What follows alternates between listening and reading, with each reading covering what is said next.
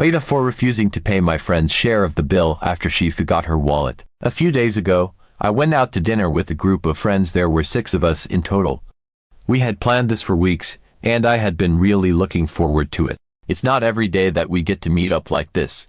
We all have busy lives, so this kind of gathering always feels special. We went to a nice Italian restaurant that had just opened up in town. It was one of those trendy places where you have to make a reservation weeks in advance, and we were lucky enough to get a table. The evening started off really well. The ambience was cozy, the food smelled amazing, and everyone was in a great mood. We were laughing, talking about everything that had happened since we last saw each other: work dramas, relationship stuff, random funny stories. I had a glass of wine, and I remember thinking how happy I was at that moment, surrounded by friends and good food. The waiter came over, and we ordered appetizers, main courses, and a few bottles of wine for the table. The whole evening felt like a much-needed escape from the usual daily grind. One of my friends, Sarah, was there, too. Now, let me give you a bit of backstory on Sarah. She's the type of person who's always fun to be around. She's got this outgoing personality, always cracking jokes and lighting up a room. But Sarah also has this habit, which has been bothering some of us for a while now. It's a bit of a running joke in our group that she's a little forgetful, especially when it comes to paying her share. This isn't the first time she's conveniently forgotten her wallet or had some kind of excuse when it came time to settle the bill. But honestly, I'd never been the one directly affected by it until now, so I always kind of shrug it off. Anyway, dinner went on, and we were having a blast. The food was fantastic: pasta that was perfectly cooked, pizzas with crispy crusts, and desserts that melted in your mouth. We were all pretty much stuffed by the end of the meal, and we were just lounging around, finishing the last bits of our drinks, when the bill came. It was one of those situations where they brought a single check for the whole table, and we were all trying to figure out who owed what. As soon as the bill hit the table, I noticed that Sarah got a little quiet. She was sitting directly across from me, and I could see her fiddling with her phone, looking a bit awkward. Then, just as I expected, she said, "Oh my God, you guys, I think I left my wallet at home." She had this sheepish grin on her face, and she kind of laughed as if it was something that just happened by accident. But I could feel this weird tension immediately. Everyone else went quiet for a moment. It wasn't like an uncomfortable silence, but more of that expectant pause where you could just tell people were waiting for someone to step up and offer to cover her. And I knew exactly what that felt like, that moment when everyone's eyes dart around the table, and the pressure starts building. I think we were all tired of this happening, but no one really wanted to be the one to call her out either. It's like, you don't want to ruin the night, but at the same time, it's not fair to keep picking up someone else's tab, especially when you know there's a pattern. Sarah looked over at me, and I could feel her eyes on me. There was that awkward moment where we made eye contact, and I could tell she was expecting me to step up. I felt this internal struggle for a second, like, part of me wanted to avoid the whole awkward confrontation and just pay for her. But the other part of me was honestly tired of this happening. I knew if I gave in, it would just keep enabling her to do this again. So, instead of offering to cover her, I just said, "I can't cover you, sorry." It came out more bluntly than I intended. I tried to smile a little, to soften it, but there wasn't much I could do. Her face changed instantly. She looked genuinely surprised, and not in a good way. She kind of laughed, like she was trying to brush it off, and said, "I'll pay you back tomorrow, I promise." But I still didn't feel comfortable with it. I shook my head and said, "I'm really sorry, but I'm not comfortable covering other people's expenses." And that's when the atmosphere shifted. I could feel the tension grow thick around the table. Sarah's face went red, and she looked like she didn't know what to say for a moment. Then she said, "Wow, okay, that's kind of harsh, don't you think?" She tried to keep her tone light, but there was this edge to her voice. I could tell she was embarrassed. Everyone else just kind of looked down at the bill or at their phones. No one really wanted to get involved. It was like I had just done the unthinkable, and everyone was too stunned to react. Finally, one of our friends, Matt, sighed and said, "I've got it, Sarah. Don't worry about it." He pulled out his card and covered her share. But the whole vibe was off after that. The laughter was gone, and the rest of the night felt kind of forced. We still talked a little, but you could feel that everyone was just trying to get through the rest of the evening. As we all got up to leave, Sarah barely looked at me. She said goodbye to everyone else, but she didn't say a word to me. It felt weird, like I knew I hadn't done anything wrong, but I still felt bad for some reason. I don't like making people feel uncomfortable, but at the same time, I didn't want to keep pretending like what she was doing was okay. I drove home that night feeling conflicted. Part of me was relieved that I'd finally stood my ground, but another part of me was worried that I might have really damaged my friendship with Sarah. The next day, I got a text from Sarah. It wasn't long, but it was pretty pointed. She said, "Hey, I just wanted to say that I think what you did last night was really out of line. You made me look bad in front of everyone. It was only a small amount, and I said I would pay you back. I don't understand why you had to make a big deal out of it." Reading it, I could feel my stomach sink a little. I didn't know how to respond. I put my phone down for a while, trying to figure out what I wanted to say. I didn't want to fight, but I also didn't want to apologize for something I felt wasn't my fault. Later on, I replied, "I'm sorry if it made you feel embarrassed, but I just wasn't comfortable covering for you. I think it's important that everyone pays their share, and it's not fair to keep expecting others to step up." I tried to keep it as polite as possible, but I could tell she wasn't going to let it go that easily. After that, I heard from a couple of our mutual friends. Some of them were on Sarah's side, saying I could have just covered her since she promised to pay me back and it wasn't a huge deal. They felt like I made an unnecessary scene and could have just avoided the whole situation. But others actually reached out to say they understood where I was coming from. They mentioned that Sarah has done this before, and that maybe it was time someone finally said no. They admitted they'd been annoyed by it too, but didn't want to be the one to say anything. Honestly, I feel conflicted. On one hand, I know I'm not responsible for covering someone else's meal, especially when it's not the first time. I don't think it's fair to just assume someone else will take care of your bill, especially when we're all adults with our own expenses. On the other hand, I feel bad because I know I embarrassed her. I could see it in her face, and I could feel the shift in the mood. I didn't want to be the one to ruin the night, but at the same time, I also didn't want to keep enabling her behavior. It's been a few days now, and things are still awkward between us. She hasn't really spoken to me since, and I've noticed she's been a bit distant in our group chat. A few weeks passed since the incident at the Italian restaurant, and things remained awkward between me and Sarah. Our friend group had carried on with the usual jokes and conversations in our group chat, but Sarah had noticeably been less active. I tried not to overthink it sometimes. People just need time to cool off. I also figured that maybe she realized she couldn't keep doing what she had been doing, and that our friendship would find a way to move past it eventually. After some time, one of our friends suggested we have another group dinner. It wasn't a new idea. We liked getting together regularly, and it felt like enough time had passed since the last dinner debacle. Plus, I was hoping that this could be an opportunity to clear the air with Sarah.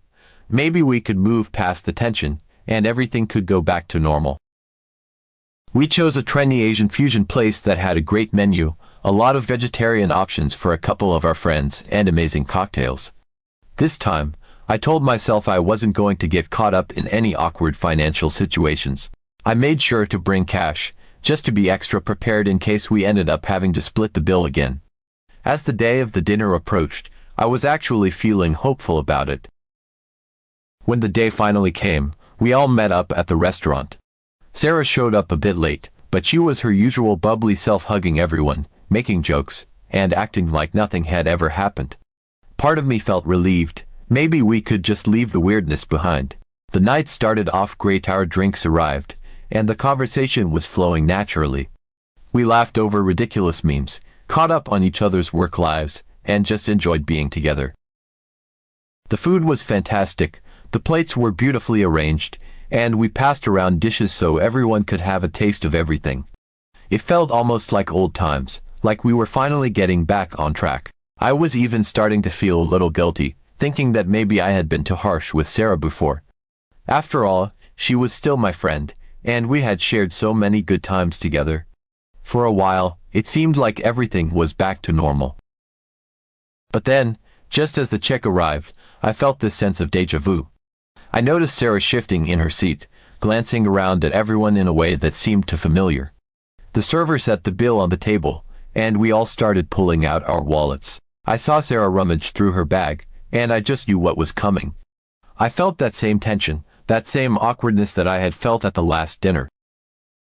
Sarah sighed dramatically and said, "Guys, I'm really sorry, but I only have about half of what I owe for my share." She had this apologetic smile on her face, and she looked around the table. "Could someone spot me for the other half? I promise I'll pay you back tomorrow." I couldn't help it, I just felt this mix of frustration and disbelief rising up inside me. Here we were, again. And what's worse, this time she was pulling a different kind of trick, like she thought we wouldn't notice that it was the same pattern with a different flavor.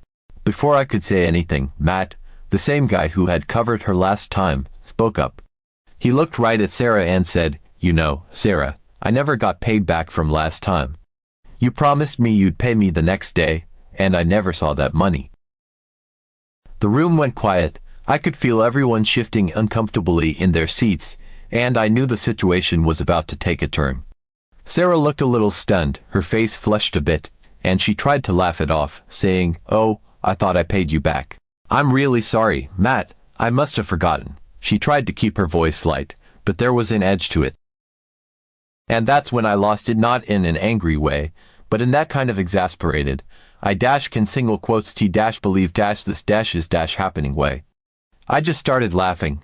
I know it probably wasn't the most appropriate reaction, but I couldn't help myself. It was just too ridiculous, the way she was acting like it was no big deal when it was so obvious that this was a habit. Through my laughter, I said, "Sarah, is this your new invention? Last time, it was the forgotten wallet, and now it's only having half the amount. What's it going to be next time?" I couldn't stop myself. I was still laughing, but I knew there was a seriousness behind my words. I was tired of the games, tired of her assuming we'd all just cover for her without a second thought.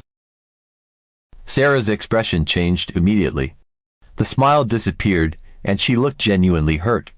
I could see her eyes narrow, and she muttered something under her breath, something I couldn't quite catch. She stopped looking at me altogether, and I could feel the tension come flooding back into the room. I glanced around at everyone else. Most of them looked uncomfortable, staring down at their plates or at their phones. Finally, one of our friends, Jessica, sighed and said, "I'll cover it this time, Sarah. But, honestly, this is starting to get old." Jessica's words hung in the air for a moment, and Sarah didn't say anything. She just nodded and looked down, her face flushed. The rest of the dinner was awkward, to say the least. We all tried to make small talk, but it was clear that the mood had shifted completely. No one was really into it anymore, and I think we were all just ready to leave. After we paid the bill and left the restaurant, Sarah didn't say goodbye to me. She hugged a couple of our friends, thanked Jessica, and then walked off without even looking my way. I tried not to let it bother me, but it did. I knew she was upset, but I also felt like I couldn't keep letting her pull these stunts without saying anything. Later that night, I got a text from Sarah. It was long, and I could tell she was upset. She said, "I can't believe you made fun of me like that in front of everyone. You completely humiliated me. I thought you were my friend, but clearly, you just wanted to embarrass me. It wasn't fair, and I don't know why you had to make a scene like that." I read the message a few times, and I felt this mix of emotions: guilt, frustration, anger. I didn't want to hurt her feelings, but at the same time, I knew I hadn't done anything wrong. I wasn't the one making a scene, she was, by continually putting us in these situations. I replied, "Sarah, I didn't make fun of you. You made fun of yourself by not paying Matt back and then trying to pull another excuse tonight. You can't keep expecting everyone to pay for you, and then get mad when someone finally calls you out on it. It's not fair to us, and it's not okay." A few minutes later, I got another reply from her, and this one was even more shocking. She said, "I'm a girl. It's normal for guys or even friends to help pay for me when I'm short. It's what friends do. You're acting like it's such a big deal, but this is just how things are." I was stunned. I stared at my phone for a long time, rereading her message. I couldn't believe she actually thought that was a valid reason, that just because she was a girl, it was somehow okay for her to keep expecting us to cover for her. It felt like such an outdated, entitled mindset, and I didn't know how to respond. I ended up just saying, Sarah, we're all adults here. It's not about being a girl or a guy. It's about taking responsibility for yourself and not assuming others will always bail you out. I hope you understand that. She didn't reply after that. After Sarah's last message, I decided to take a different approach. Instead of letting it eat at me or feeling bad, I decided to share the situation with our friend group. I took screenshots of our conversation and sent them to our group chat. I didn't add any commentary, just let the messages speak for themselves. Part of me was worried they might think I was overreacting, but honestly, I was at my wit's end and needed their perspective. To my surprise, the reaction was immediate and unanimous. Everyone started chiming in, and the responses ranged from disbelief to outright laughter. Matt, especially, was amused at Sarah's justification. He made a joke about how he hadn't realized he was signing up to be her personal sponsor. Others expressed shock at her sense of entitlement. Some of the girls in our group were particularly annoyed at her using the "I'm a girl" excuse, saying that it set a bad precedent for all of them. It was clear to everyone that Sarah had crossed a line, and no one wanted to keep being put in that situation. Despite all of this, we still genuinely missed hanging out as a group. Sarah was part of our circle, and even though her behavior was frustrating, we had been friends for a long time. So, a few weeks after the incident, we decided to plan another group dinner. It was a bit of a leap of faith, but we all hoped that maybe this time things would go more smoothly. I think, deep down, we all wanted to give Sarah a chance to redeem herself. We chose a casual diner this time, nothing too fancy, just a cozy place where we could relax and enjoy each other's company without worrying about a massive bill at the end. When we all met up, it felt like we were picking up right where we left off. Everyone was in high spirits, and the atmosphere was light and cheerful. We laughed, shared stories from the past few weeks, and just enjoyed being together. Even Sarah seemed to be in a good mood, joking around and joining in on the conversations like nothing had happened. We ordered our food: burgers, fries, milkshakes, the kind of comfort food that made it impossible not to have a good time. The conversation was non-stop, with everyone chiming in, telling funny stories, and catching up on each other's lives. It felt great, like we were finally moving past all the awkwardness and tension. For a while, I let myself believe that maybe Sarah had learned her lesson and that everything could go back to normal. Then the check arrived. The server placed the bill on the table, and we all started reaching for our wallets. I noticed Sarah hesitate for a moment, and I felt that familiar sense of dread creeping up. She sighed loudly, just like she had at the last dinner, and said, "Guys, I forgot my wallet. Someone's going to have to pay for me." But this time, something different happened. Everyone was so engrossed in their conversations, laughing and talking over each other, that they didn't even seem to hear her. I watched as Sarah's eyes darted around the table, a look of frustration growing on her face. She repeated herself, this time a little louder, "Hey, I forgot my wallet. Can someone pay for me?" Once again, no one seemed to hear her. I could see that everyone had heard her, they were just pretending not to. The conversation continued, and everyone was talking and laughing as if nothing had happened.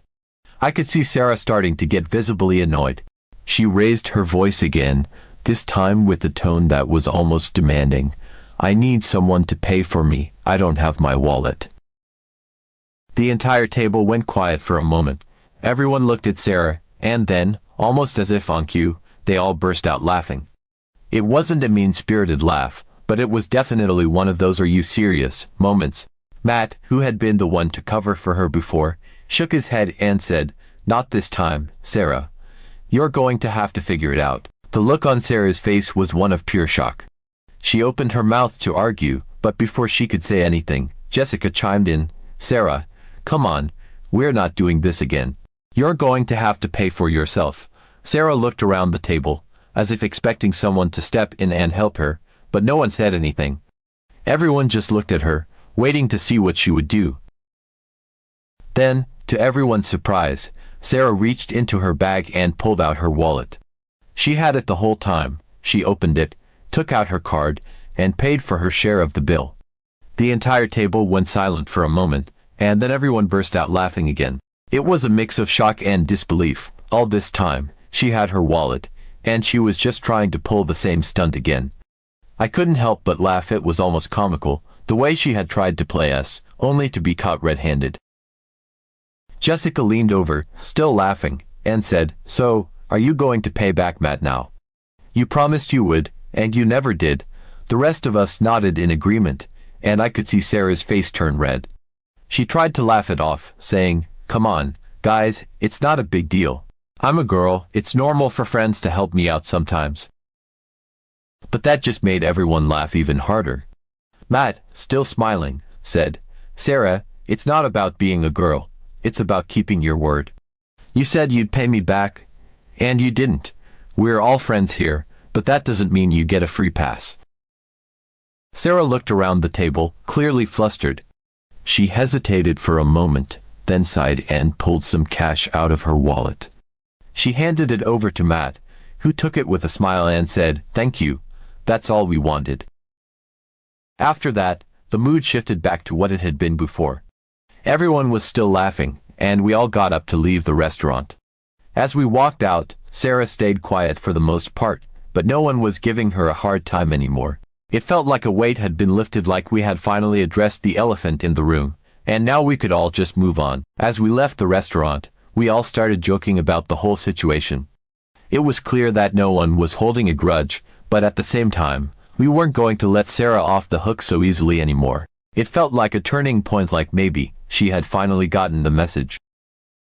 The fact that Sarah actually had her wallet with her the whole time, and was just trying to get out of paying, was almost too ridiculous to believe. But at the same time, it made perfect sense, given everything that had happened before. I don't know if Sarah will change her ways after this, but I do know that things are different now. She can't just assume that we'll cover for her without question, and she definitely can't use the "I'm a girl" excuse to get out of taking responsibility for herself. We're all adults here, and we all have our own expenses to deal with. It's not about gender, it's about fairness and respect. Am I AITA because I refused to pay for my friend and laughed at her?